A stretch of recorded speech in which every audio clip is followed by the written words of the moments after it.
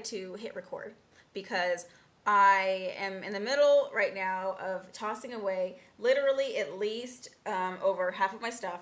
I have like bags of makeup over there that are getting ready to go in the dumpster.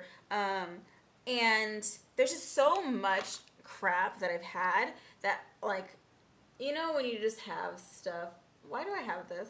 Oh, you know what? I bought this in LA. One time I went to, I lost all my chapstick, and I went to Rite Aid out there, and for some reason they had like no chapstick, and I found Barbie's Lip Smacker chapstick, and I was like, screw it.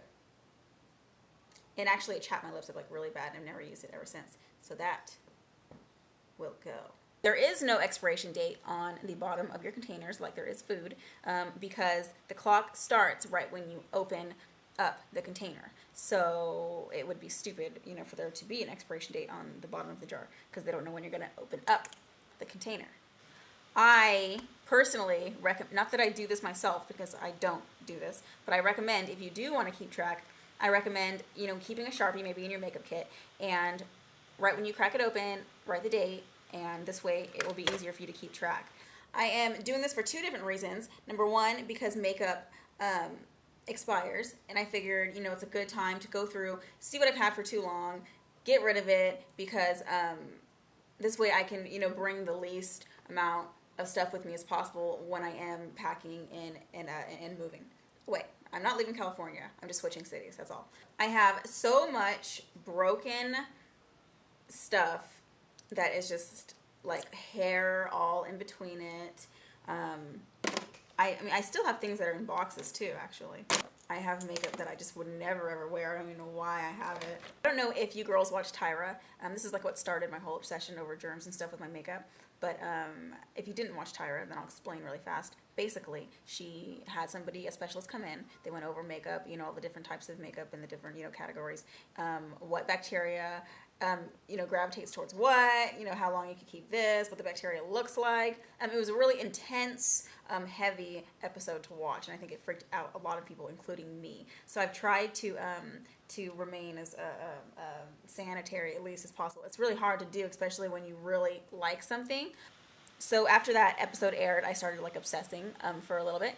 I went to like 10 different websites, and I noticed that they all kind of give different information. Like some people say, you know, foundation expires this date. Some people say, you know, eyeshadow expires this date. Some are completely wrong, but the rest of them are pretty much, you know, within the same date range. So I figured that I would tell you guys what I learned. I also want to say that I'm basing the dates off of bacteria. I'm not basing it off of, you know, what's like gets really clumpy after a certain amount of time. I'm talking about like bacteria only.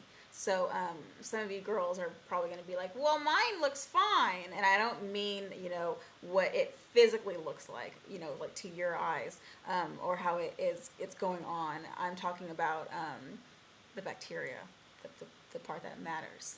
Now, if you don't have sensitive skin, you are lucky, because chances are you can probably stretch these dates by probably a few months, because you don't experience the irritation as much as somebody with sensitive skin would. So that's good. Okay, powders and liquid foundations and, you know, anything for your face, illuminators, all that stuff, they say, you know, 1 to 2 years, fine. That is way too long for me. First off, I don't even know any that lasts that long. But, you know, if you have some that you don't really use that much, or maybe you only use it on occasion, depending on what the occasion is, then it just sits there and you've had that for, you know, 2 years, you should probably toss it. Some say that you can keep your mineral foundation for up to 2 years, and that you can keep your liquid foundation for 1 year. And then others say that you shouldn't keep any kind of foundation for longer than a year. And I would kind of agree with that, because a year seems just like such a long time. Have you ever seen, or maybe you've experienced, little red bumps on your skin? It's not necessarily like acne. It's almost like a rash looking thing. That comes from bacteria from your face makeup. Not all the time, but sometimes it does. So if you're experiencing those, it could be that your makeup's really old and you needed to throw it away, probably. So this can go. This can definitely go. Sponges, I don't use sponges because I don't use liquid foundation, but if you do use liquid foundation and you do use sponges, they should be replaced at least once a week. What I think is the saddest part about this whole entire thing is the fact that it normally affects the ones that don't even wear makeup that much, because they forget that they've had it for 2 years. They never use up the product. You still need to throw away your makeup and buy new makeup even if you don't ever wear it. So eyeshadows, creamy ones can last for, gosh, that one's dark, can last for 18 months. And the powder ones 2 years, which is good because we usually use them up before that, and because they're like really expensive. Lipsticks and lip liners, 1 year, which is very heartbreaking for me because if any of you girls have been watching my channel for a long time, this blushing right here is like my favorite thing. I haven't been able to find it. I know that they have it under a different name, I think, now. So I'm going to have to go looking for it. But it's been over a year, so I'm going to have to toss this too. The most commonly stretched time frame is with eyeliner and mascara, because they say 3 months. And that just seems like not enough time. I highly doubt anyone's going to follow that rule. They say you can get pink eye and all this stuff from this or whatever. I personally have never gotten it. However, I have gotten like puffy eyes from certain makeup products and stuff. But that was before 3 months, so I personally don't follow that rule, but they say 3 months for mascara and eyeliner. Face brushes and even eyeshadow brushes should be cleaned with a mild detergent.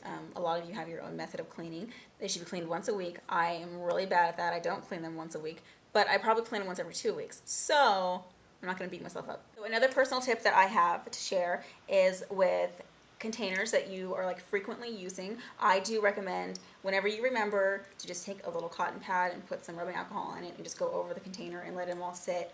Another thing is, if your makeup bag is like really dingy, then you might want to toss that and get another one, or clean it, throw it in the washer, whatever, if it's like washer safe. And also clean your curlers, because those always get really disgusting. And we keep these for like ever. So that is pretty much it for me. I'm probably going to keep sorting through everything, I guess, and I should be done sometime, I don't know, today. And I'm going to go dump all this makeup, and then I'm probably going to go blog about how I dumped all this makeup. See you girls soon. Thank you for watching. Bye.